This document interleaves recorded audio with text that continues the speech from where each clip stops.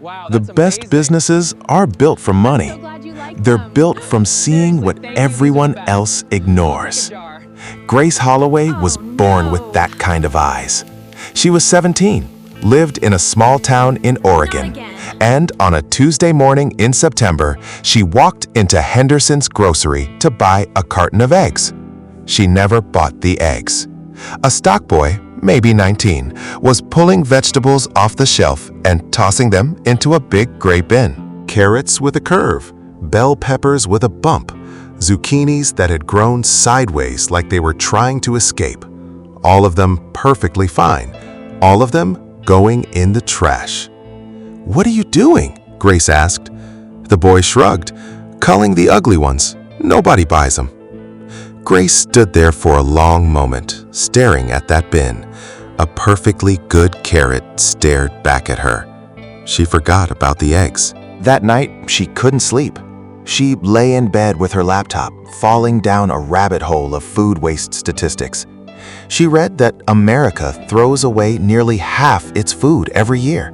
Not because it's bad, not because it's unsafe, just because it's ugly. Half. Grace thought that was the most ridiculous thing she'd ever heard.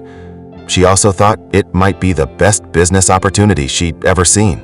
The next morning, she went back to Henderson's and asked for the manager, a tired-looking man named Dale who smelled like coffee and had a mustache that had given up on life. "I want your ugly vegetables," Grace said, "the ones you throw away." Dale stared at her. "Excuse me? The produce you call. Instead of paying to have it hauled away, let me take it, free, every week." Dale leaned back in his chair. "And what exactly are you going to do with a bin full of crooked zucchini, young lady?" Grace smiled. "Make something people can't stop eating." Dale said yes, mostly because he thought she'd give up in a week and he'd never see her again. He was wrong. Grace's first batch was a disaster. She sliced the vegetables too thick, set the oven too high, and produced something that tasted like salted cardboard with the texture of a roof shingle. Her little brother tried one and made a noise like a dying cat. She tried again. Thinner slices this time, lower heat, longer time. She tossed the beets with olive oil, sea salt, and a pinch of cumin. She dusted the carrot chips with smoked paprika. She coated the zucchini rounds with Parmesan and garlic powder. She pulled them out of the oven at 11:30 at night, the kitchen smelling like something between a restaurant and a garden. She tried one. Then she ate the whole tray standing at the counter in her socks. The packaging was Grace's second problem. The chips were beautiful. Deep purple beet rounds, bright orange carrot curls, golden zucchini coins. But she had no money for fancy bags. She went to a craft store and bought clear cellophane bags, 50 for $4. She borrowed her mom's rubber stamp set and carved a simple design, a wonky carrot with a crown on its head.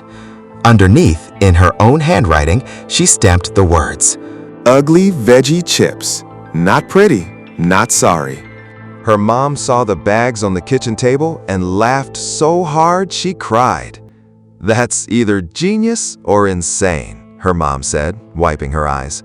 "Both," said Grace. Millhaven had a farmer's market every Saturday in the parking lot of the old feed store. Grace rented a table for $11, packed 40 bags of chips into a cardboard box, and showed up at 7 in the morning with her hand-stamped bags, 3 small bowls for samples, and a stomach full of nerves. She arranged the bags so the colors showed through the clear cellophane: deep purple beets, bright orange carrots, golden zucchini, and set the sample bowls out front where anyone walking by could just reach in and try one. No pressure, no pitch, just chips. By noon, she had sold out. Not slowly, not reluctantly.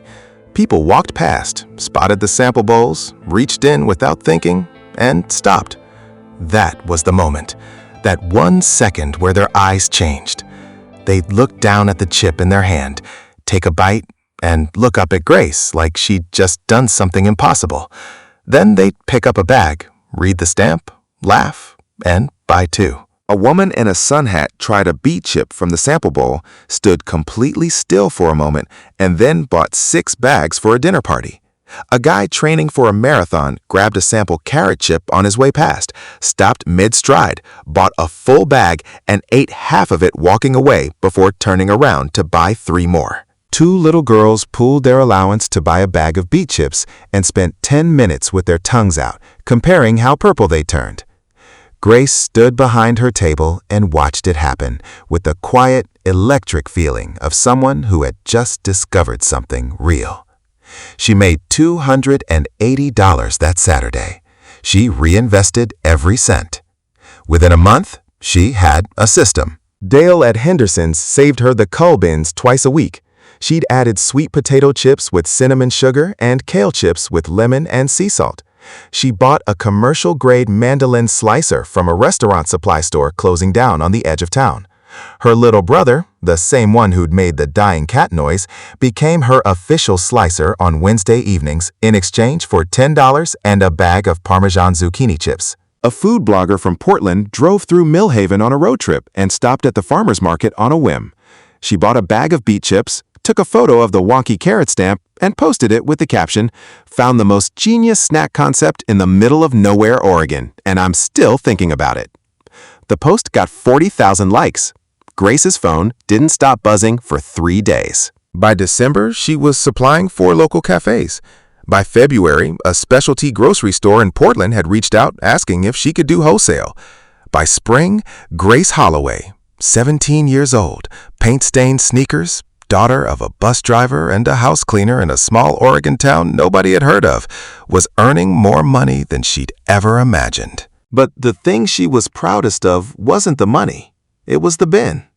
Dale at Henderson's told her that since she started taking the co-produce, their weekly food waste had dropped by 60%. 60% of something that used to just disappear. Vegetables that had grown in soil, been watered and tended and harvested, was now becoming something people actually ate. Grace thought about that a lot. About how much value was quietly sitting in places no one thought to look. The world, Grace had decided, was full of ugly carrots waiting to be chips. You just had to be willing to look. Be honest, are you a Grace sees the opportunity or a Dale thinks they'll quit?